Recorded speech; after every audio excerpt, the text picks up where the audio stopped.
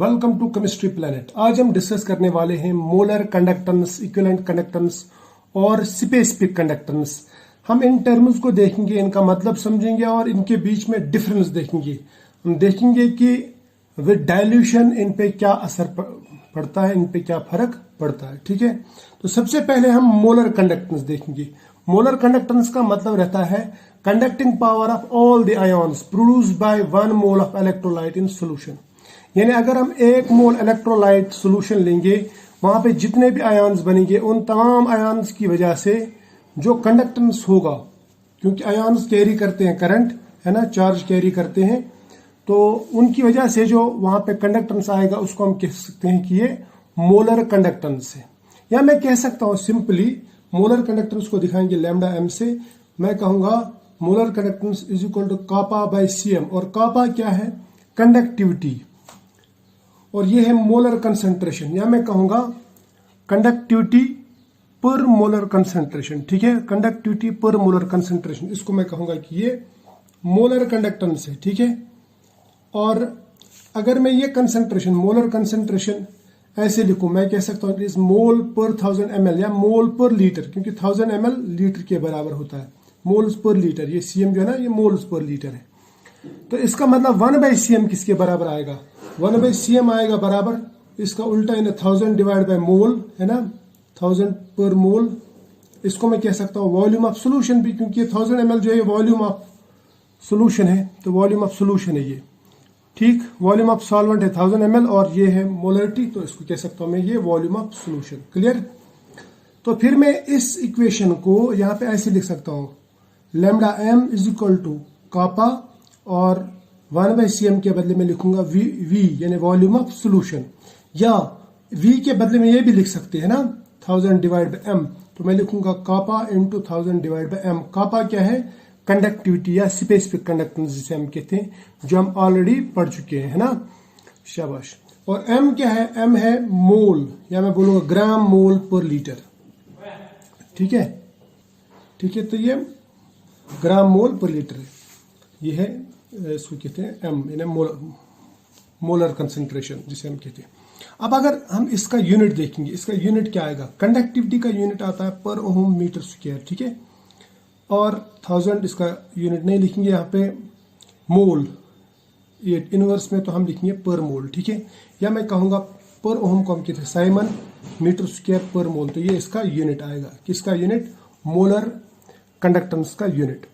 ठीक है, आप इसको ऐसे भी लिख सकते हैं आसान बनाने के लिए, ऐसा भी लिख सकते हैं, लेकिन ये वाली इक्वेशन जो ये आप याद रखेंगे, इससे आप जो न्यूमेरिकल से वो सॉल्व कर सकते हैं।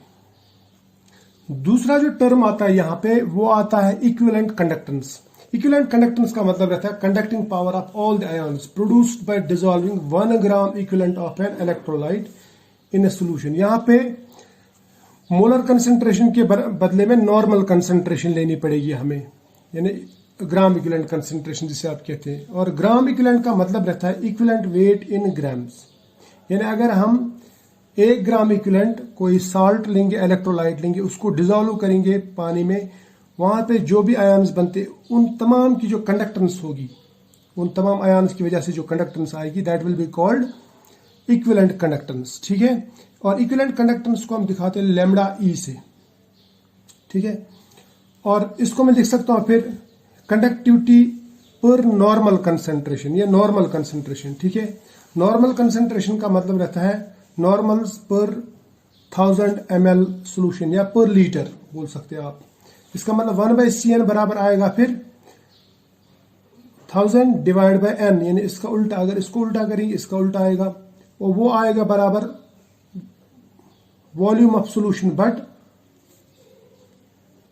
यहां पे जो कंसंट्रेशन लेंगे वो लेंगे हम नॉर्मल कंसंट्रेशन। ठीक है, क्योंकि हम ग्राम इक्विवेलेंट्स लेते हैं, मोल्स नहीं ले रहे हैं। ठीक, अब देखो इसको मैं ऐसे भी लिख सकता हूं फिर equivalent conductance is equal to kappa, यानी कंडक्टिविटी इनटू, इसके बदले में लिखेंगे 1/cm के बदले में 1000 डिवाइड बाय नॉर्मेलिटी। ठीक है, और इसका यूनिट क्या आएगा?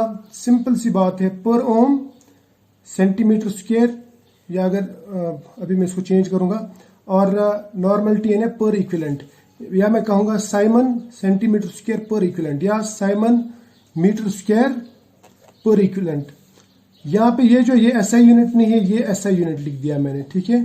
तो ये एसआई यूनिट है इसका, साइमन मीटर स्क्वायर पर इक्विवेलेंट, यह आएगी इक्विवेलेंट कंडक्टेंस। क्लियर। अब बात आती है तीसरी टर्म की, जो मेन टर्म है, जो हमने ऑलरेडी डिस्कस भी की है, लेकिन इसका यहाँ पे क्या मतलब है और इसका डायल्यूशन से क्या होता है वो देखेंगे हम। देखो, इसको हम कहते हैं कापा। कापा मीन्स स्पेसिफिक कंडक्टेंस, या हम इसे कंडक्टिविटी कहते हैं। और स्पेसिफिक कंडक्टेंस जो रहता है वो बराबर रहता है इनवर्स ऑफ स्पेसिफिक रेजिस्टेंस। या मैं बोलूंगा conducting power of all the ions in unit volume, याद रखना यूनिट वॉल्यूम, या 1 सेंटीमीटर क्यूब बोलूंगा मैं, 1 सेंटीमीटर क्यूब। अब देखो फर्क क्या पड़ता है। अगर मैं सपोज एक सोल्यूशन ले लूं, एक सोल्यूशन, इसमें चलो एक नॉर्मल सोल्यूशन लेंगे या एक मोलर सोल्यूशन लेंगे, ठीक है। मैंने 1 मोल आयन इसमें डाल दिए और इसके बाद में क्या हुआ, ये आयन जो ना ये बिखर गए, ऐसे फैल गए। अगर मैं इसको डाइल्यूट करता हूं, डाइल्यूट, इस सोल्यूशन को डाइल्यूट करता हूं, यहां पे जो मोलर कंसंट्रेशन है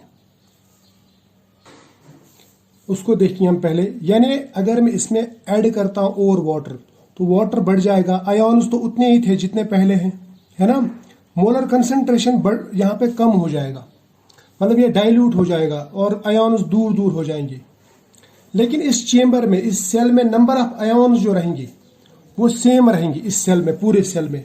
अब अगर मैं पर यूनिट वॉल्यूम देखूं, सपोज ये एक पर्टिकुलर एरिया में सिलेक्ट करता हूं, यहां पे पहले अगर सपोज 10 आयन्स थे, डाइल्यूशन से ये आयन्स दूर दूर हो गए, अब यहां पे 7 ही आयन्स रहेंगे, ठीक है। तो इसका मतलब पर यूनिट वॉल्यूम जो नंबर ऑफ आयन्स है वो कम हो जाएंगे, क्योंकि कंसंट्रेशन कम हो रही है, डाइल्यूशन हो रहा है।